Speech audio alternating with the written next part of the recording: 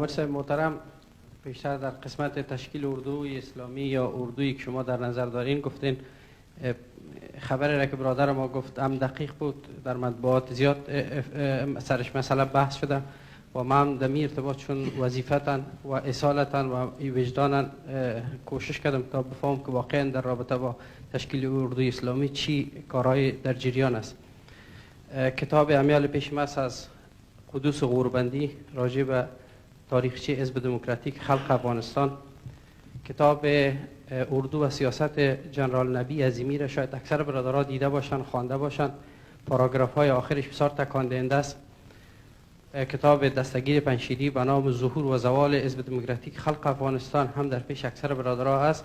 خلاصه سوال در رابطه با کمونیسم، نقششان، اثرشان، خیانتشان، جنایتی که در افغانستان کردند، جهادی که شما 14 سال در مقابلشان و ملت افغانستان کرد، امروز هیچ کمونیست، هیچ رهبری از کمونیست ها نادم، پشیمان از کردار خود نیستند، بلکه اعمال خود را توجیه میکنند در جنایات و در خیانت هایی که متاسفانه یک تعداد از این مردم در 7 سال یا 10 سال گذشته صورت گرفته.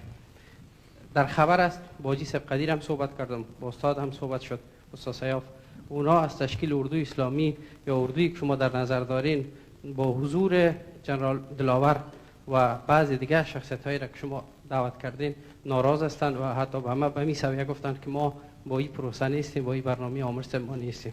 آیا شما ترجیح میتین که به خاطر حضور چند شخصیت محدودی که به ملت خود خیانت کردند و در پای تمام اسناد خیانت به وطن و تجاوز و اشغال افغانستان مورها و پاهایشان دخیل بود، به خاطر از این در صف مقاومت و صف مستحکم مقاومت که امروز برای پیروزیش همه امیدوار هستیم. آقای خلیلی اجازه بده. آیا شما اجازه میتین به خاطر حضور چند شخصیت محدود آرمان‌های جهاد، تمامیت ارضی، آرمان نجات افغانستان از تجاوز پاکستان قربانی حضور چند کمونیست شد؟ ها، در این قسمت ما میخوایم که باز کمی صحبت کنم.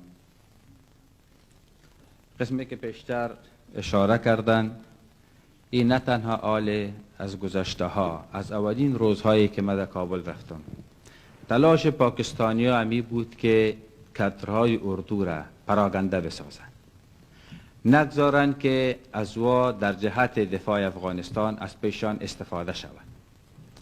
و در این قسمت نه تنها در ارتباط با مسائل اردو، بلکه یک تعداد کادرهایی که دیگه اصلاً و نه کمونیست بودن، نه سابقه کمونیستی داشتن، افراد ملکی در وزارت‌های مختلف بودن.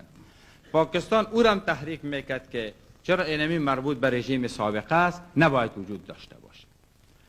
فکر کنیم اگه به مو ترتیب ما عمل کنیم، هر کس که بگوییم مربوط به گذشته است و یا در جمع ما نبود، همه این را بگیریم ترک کنیم، او را بگیریم ترک کنیم، آیا به مو ترتیب تنها از چیزی که باقی میمانه ما میتونیم یک حکومت جور کنیم؟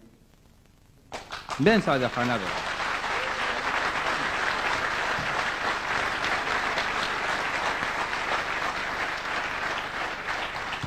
این احساساتی مطرح نمی کنیم، واقعیت های جامعه است، واقعیت است که ما در اوج هستیم. ما مال در داخل افغانستان هستیم. یک قسمت از وزارتخانه ها را خواستیم که فعال بسازیم. خب من این وزارتخانه ها را سر کی فعال بسازم؟ من ضرورت دارم به دکتر، ضرورت دارم به یک نفر متخصص مالی، ضرورت دارم به یک نفر متخصص در ارتباط به امور صحیه. بنام از اینکه تو در رژیم سابق بودی، ایره که ترک کنم، گفتم امیر کی رو برم در خدمت مردم جامعه.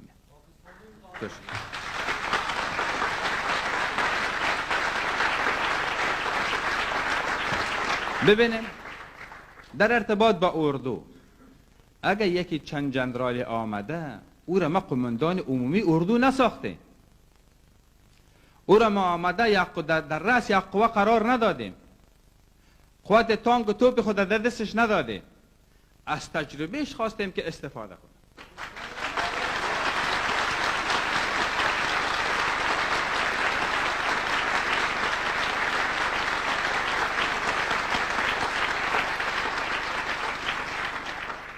و در این قسمت من نظر خود به صراحت میگویم، که یک تعدادی که افکار کمونیستی به خصوص دارن، قسمی که شما گفتین از کرده خود پشیمان نیستن، بازم میخوان که دیگه چیز کنن، اعمال خود توجیه کنن. خط از اون مردم جداست، گپ از اون مردم جداست، چهرهشان هم به قدر کافی مردم شناخته، چی دستگیر باشه چی دیگه باشه چی دیگه.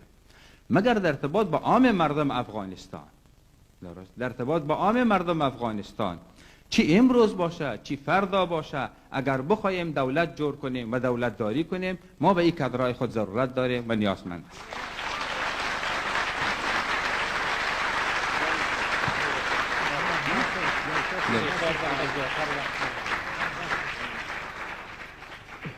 سه سوال دیگر آخرین سوال. خب. سوال کوتاه. یک نقطه دیگر هم خدمتتان بگویم. واجی صاحب قدیر که میگه به شما بگفته یا دیگه، من ششتم امروز گپ زدیم، من در اموج هستم. آخرین بارم امروز استاد سیاف ششتم گپ زدیم. من ضرورت ها و مشکلات ها گفتم، نمیخوایم که گپ کشال بکنم. من در می شورایی که هستم 6 ماه پیش برشان گفتم که به من چند صاحب منصب معرفی کنی. خب بازم برشان گفتم به من یک چند صاحب منصب متخصص معرفی کنین. وقتی که بخوایم یک چیز بسازیم تعداد باید جمع بکنیم. ها با او ترتیب به شما اطمینان میدم که نه خفگی نه آزردگی، و ما استاد سیاف من حیث یک عالم، من حیث یک مجاهد، من حیث یک موسفید ما همیشه قدر کردیم، برش احترام داریم. عالم بین ترتیب و نسبت به همه او را ترجیح میدیم که در بدترین روزها در داخل افغانستان مانده و وطن ترک نکرده و در بدترین شرایط در کنار ما.